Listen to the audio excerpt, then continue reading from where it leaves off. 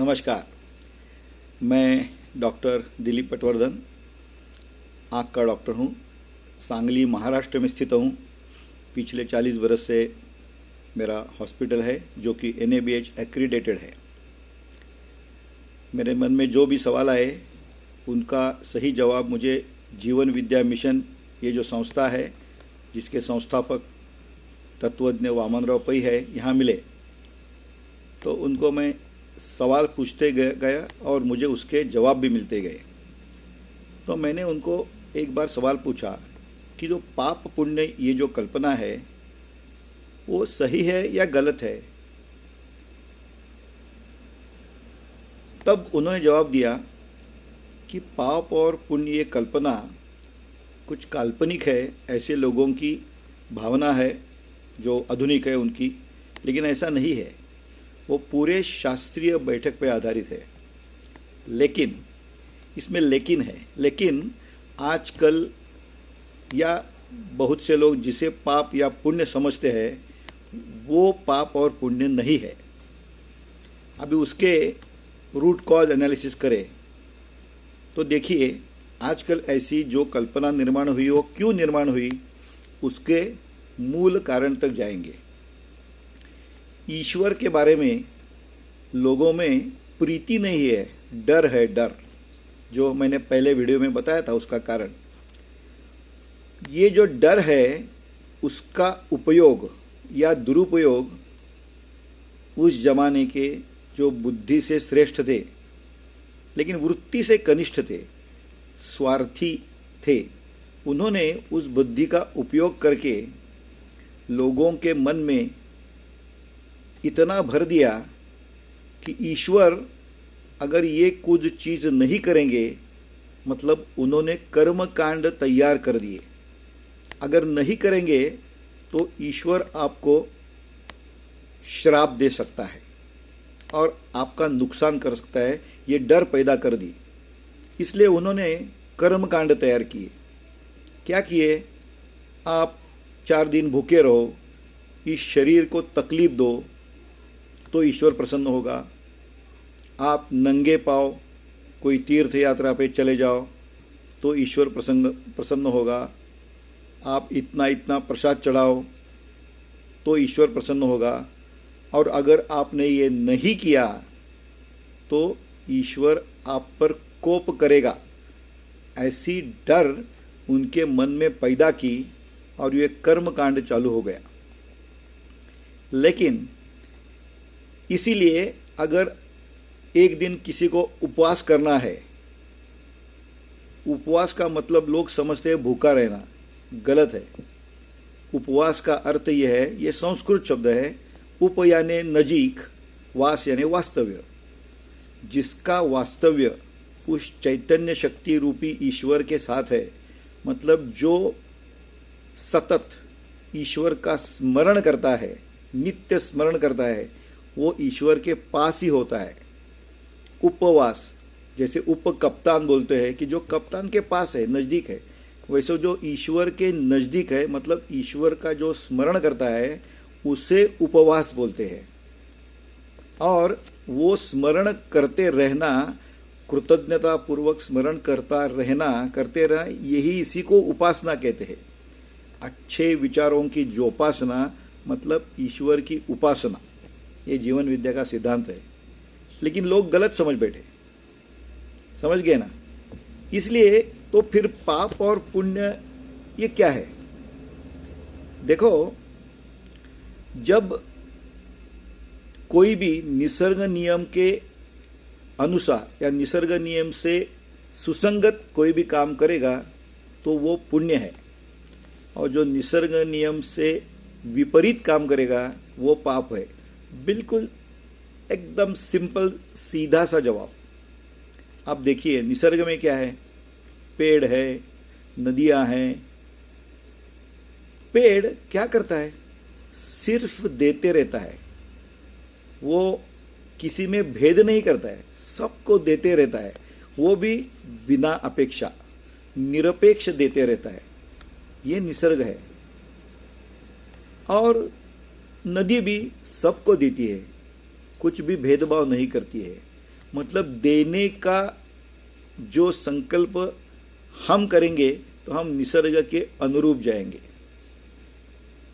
एक मानव छोड़ के बाकी सब प्राणी, समझो सिंह है, वो दूसरे सिंह को हकनाक तकलीफ नहीं देगा और बिना कारण दूसरों को तकलीफ सिर्फ मानव देता है। सिंपल बात बताता हूं, समझो सिंह है, उसका पेट भर गया और उसके सामने खरगोश आ गया जो कि उसका भक्ष्य है, लेकिन वो सिंह उसकी तरफ देखेगा भी नहीं, जबकि उसका पेट भर गया है, उसको जरूरत नहीं तो देखेगा भी नहीं। लेकिन मानव का ऐसा नहीं है, उसको जरूरत है या नहीं वो नहीं है, लेकिन उसकी जो प्रगल्भ बुद्धि है, रादर दुर्बुद्धि है, उसे उपयोग करके वो दूसरों को तकलीफ देगा। तो इसे हम पाप कहते हैं। देखो, पाप यानी परपीड़ा यानी पाप और परोपकार यानी पुण्य। आप किसी को शारीरिक पीड़ा भी दे सकते हो या मानसिक पीड़ा भी दे सकते हो, ये दोनों चीज उसे पाप कहते हैं। और दूसरे को आनंद दे सकते हो, दूसरों को सुख दे सकते हो, ये सभी चीज पुण्य कहलाते हैं। आप समझ रहे हैं, निसर्ग नियम से परा कुछ नहीं है।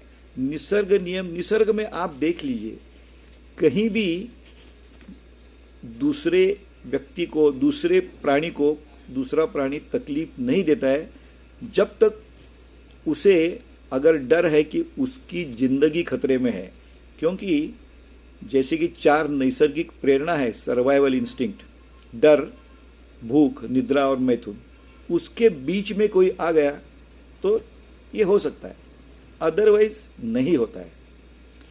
अब जीवन विद्या ने एक नई संकल्पना लाई।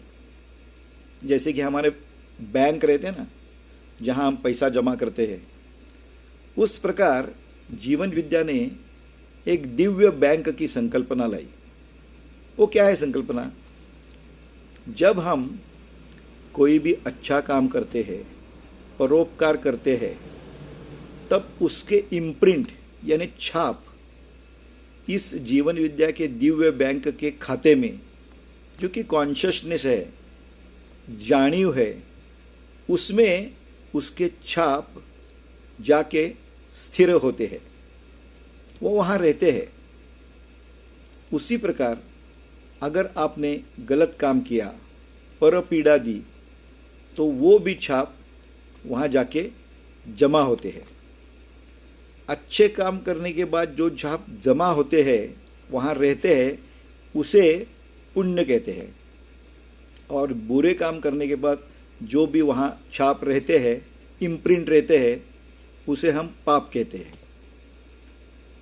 लेकिन उसका प्रक्षेपण या प्रगटीकरण तब तक नहीं होता है जब तक उसके लिए अनुकूल वातावरण तैयार नहीं होता है। मतलब समझ लो, किसी ने कुछ अपराध किया, चोरी की, और वो कभी कभी जल्दी पकड़ लिया जाता है तो उसको जेल होती है।